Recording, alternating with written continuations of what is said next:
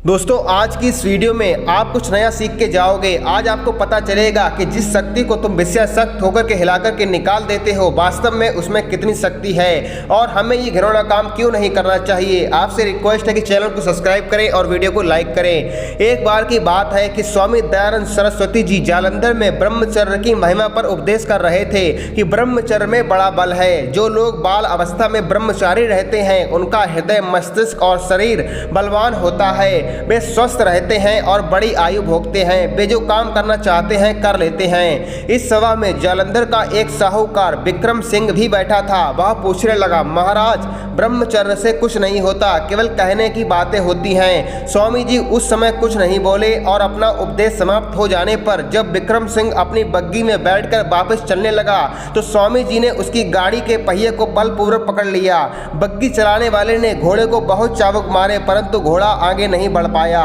विक्रम सिंह ने पीछे मुड़कर देखा कि क्या बात है। देखता है कि स्वामी जी महाराज गाड़ी पकड़े खड़े हैं और ब्रह्मचर्य बल दिखला रहे हैं। स्वामी जी ने विक्रम सिंह से हंसकर कहा, देखा आपने ब्रह्मचर्य का बल। यह सुनकर विक्रम बहुत लज्जित हुआ और बग्गी से उतरकर स्वामी जी के पैरों में गिर पड़ा। प्यारे बच्चों, स्वामी जी के उपदेश से शिक्षा लो और 25 वर्ष तक ब्रह्मचारी रहो। बाल अवस्था में विवाह मत करो, ब्रह्मचर्य धारण करो और वेदों को पढ़ो। माता पिता को भी स्वामी जी से शिक्षा लेनी चाहिए और अपने छोटे छोटे बालकों के गले में विवाह की फांसी नहीं डालनी चाहिए। बाल विवाह से बालकों का सारा जीवन नष्ट हो जाता है। स्वामी दयानंद मनुष्य मात्र के मित्र और हितैषी थे। वह चाहते थे कि हमारी संतान फिर से अर्जुन और भीम जैसी बलवान बने, क्योंकि जैसा बीज होता है वैसी ही फसल आती है। पहले के समय के लोग वीरवान हुआ करते थे, उनकी संतान भी वीरवान और बलवान हुआ करती थी। उदाहरण के तौर पर महाराणा प्रताप, दयानंद सरस्वती, स्वामी विवेकानंद, प्रोफेसर राममूर्ति जी, भगत सिंह आदि अनेकों उदाहरण हैं। पर आज के समय में हम ही वीरवान नहीं है तो हमारी संतान कैसे वीरवान हो सकती है। दोस्तों आपको पता है कि हनुमान जी बाल ब्रह्मचारी थे। उन्हीं के जीवन पर आधारित ब्रह्मचर्य बल की कथा सुनाने वाला हूँ। दोस्तों देवराज इंद्र का धर्मपुत्र किष्किंधा का राजा बाली जिससे भी लड़ता था, लड़ने वाला चाहे कितना ही शक्तिशाली क्यों ना हो, उसकी आदि शक्ति बाली के अंदर समा जाती थी और बेचारा लड़ने वाला कमजोर होकर के मारा जाता था। रामायण के अनुसार उसके धर्म पिता इंद्र से उसे एक स्वर्ण हार प्राप्त हुआ था। इसी हार के कारण बाली अजय था। इस स्वर्ण हार को मंत्र युक्त करके ब्रह्मा जी ने यह वरदान दिया था कि इसको पहनकर जब भी बाली अपने शत्रु के सामने आएगा उसकी आदि शक्ति बाली में समा जाएगी और शत्रु कमजोर होकर मारा जाएगा। बाली ने अपनी शक्ति के बल पर 1000 हाथियों का बल रखने वाले दुदुम्बी राक्षस का वध कर दिया। जब रावण को यह बात पता चली तो उसने बाली से युद्ध करने की ठानी। रावण को भी लगता था कि उससे बड़ा शक्तिशाली और कोई नहीं, लेकिन हुआ ये मित्रों कि बाली ने रावण को 6 महीने अपनी काख में दबाए रखा और 4 समुद्रों की परिक्रमा करवा दी। रावण को हराने के बाद बाली के अंदर घमंड आ गया था कि अब उसे कोई नहीं हरा सकता। एक बार की बात है जब बाली जोर जोर से चिल्लाते हुए जंगल में पहुंचा और कहने लगा, है कोई माई का लाल जो मुझे हरा सके। उसी वन में बाल ब्रह्मचारी हनुमान जी तपस्या कर रहे थे और बाली के चिल्लाने से उनकी तपस्या में बाधा आने लगी और उन्होंने बाली से कहा, वानर राज आप अति बलशाली हैं, आपको कोई नहीं हरा सकता, पर आप इस तरह चिल्ला क्यों रहे हैं। यह सुनकर बाली आग बबूला हो गया और बाल ब्रह्मचारी हनुमान जी को चुनौती दे दी और कहने लगा, बानर तू जिसकी भक्ति करता है उसको भी मैं हरा सकता हूँ। राम जी का अपमान सुनकर हनुमान जी को क्रोध आ गया और हनुमान जी ने युद्ध की चुनौती स्वीकार कर ली। अगले दिन हनुमान जी दंगल के लिए निकले ही थे कि ब्रह्मा जी उनके सामने प्रकट हुए और हनुमान जी से कहा कि तुम बाली की चुनौती स्वीकार ना करो। हनुमान जी ने कहा, उसने मेरे प्रभु श्री राम को चुनौती दी है, इसीलिए उसका घमंड तो तोड़ना ही पड़ेगा।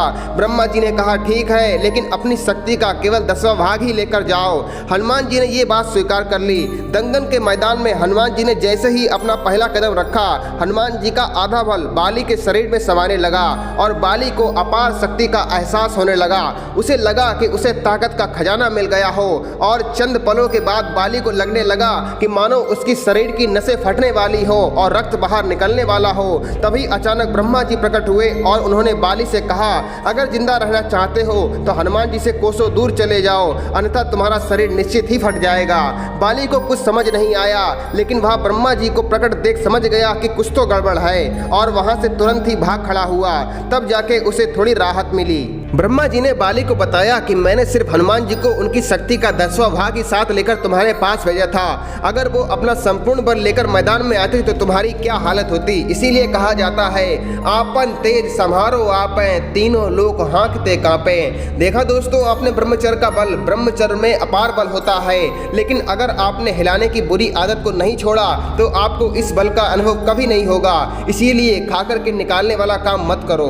बहुत से ब्रह्मचारी होते हैं, वो नियम तो सभी अपनाते हैं पर सुबह ब्रह्म मुहूर्त में नहीं उठते। एक अनुभवी मनुष्य का कथन है कि प्रातः काल वे हवाएं चला करती हैं जिनसे मनुष्य की जीवन शक्तियों को आरोग्य लाभ और चेतना को विकसित होने में सहायता मिलती है। जो मनुष्य प्रातः काल उठकर के ब्रह्म मुहूर्त में ध्यान की गहराई में उतरने का प्रयत्न करता है, ऐसे साधक का मन उसके निरंतर अभ्यास से निर्मल की स्थिति पर पहुंचने लगता है।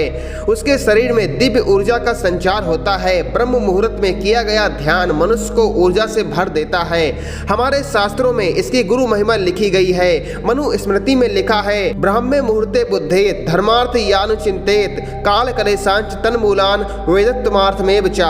अर्थात ब्रह्म मुहूर्त में उठकर धर्म और अर्थ का चिंतन करना चाहिए। अपने शरीर के दुखों और उनके मूल कारणों पर विचार करना चाहिए। मनु स्मृति में ऐसा क्यों लिखा गया है? इसीलिए कि ब्रह्म मुहूर्त से बढ़कर और कोई पवित्र समय नहीं, इस काल से बढ़कर और कोई आरोग्यवर्धक काल नहीं। अगर आप 8 बजे तक सोते रहोगे तो आप कभी भी ब्रह्मचर्य का पालन नहीं कर पाओगे। प्रातः काल उठने से वीर रक्षा में सहायता मिलती है। इसीलिए प्रत्येक ब्रह्मचारी और सदाचारी मनुष्य का कर्तव्य है कि वह प्रातः काल उठने का अभ्यासी बने। मेरी बातों पे अब जरा गौर करना। विचार मन की एक अद्भुत शक्ति है। मनुष्य इसी शक्ति के संकेत पर सदैव नाचा करता है। जैसा उसके मन में विचार पैदा होता है वैसा ही वह काम करता है। संसार में ऐसा कोई नहीं जिसके हृदय में विचार ना उठते हो। संसार में कोई काम बिना विचार के संपादित कभी नहीं होता। अतः इस बात की आवश्यकता होती है कि मन में उठने वाले विचार उत्तम और कल्याणमय हो। यदि विचार उत्तम होंगे, यदि उनमें कल्याणकारी शक्तियां रहेंगी तो जीवन में सुख प्राप्त होगा। ब्रह्मचर्य व्रत के लिए पवित्र विचारों की अत्यंत आवश्यकता है। प्राय यह देखा गया है कि मनुष्य की इंद्रियां किसी वस्तु या दृश्य को देखकर विचलित हो जाती हैं और पाप की ओर मुड़ पड़ती हैं। पर यदि हृदय में पवित्र विचार रहेंगे तो ऐसा कभी नहीं होगा। पहली बात तो मनुष्य पाप की ओर जाएगा ही नहीं। यदि जाने का प्रयत्न भी करेगा तो वह जा नहीं पाएगा। उसके पवित्र विचार उसे रोक देंगे और वह लज्जित होकर अपने उस निंदनीय पथ को छोड़ देगा। इसीलिए मनुष्य के लिए यह आवश्यक है कि वह पवित्र विचार वाला बने। पवित्र विचार ही संसार में मोक्ष और मुक्ति के साधन हैं। अगर मन में पवित्र विचारों को लाना चाहते हो, मन की शुद्धि चाहते हो तो आज से ही उत्तम ग्रंथों और पुस्तकों का अध्ययन करो। हिलाने की लत में ना पड़ो, नहीं तो आपका जीवन दुखालय बन जाएगा। वीरनाश का त्याग करने से मनुष्य उसी प्रकार सुखी होता है जैसे हाथ पर बैठे हुए विषैले सांप को त्याग देने से प्राणी निर्भय हो जाता है। स्वयं पे भरोसा इंसान की सबसे बड़ी ताकत होती है। ये भरोसा और कॉन्फिडेंस वीर बचाने से ही आता है। इसीलिए ब्रह्मचर्य का पालन करो। दोस्तों हमारे दूसरे चैनल को भी जरूर सब्सक्राइब करें, उसका लिंक वीडियो के डिस्क्रिप्शन में मौजूद है। और इस वीडियो को लाइक से जरूर करें जिससे मैं मोटिवेट हो सकूं और आपके लिए ऐसे ही वीडियो लाता रहूं। मन में कोई सवाल हो तो कमेंट करें। ओम नमः शिवाय, जय श्री राम।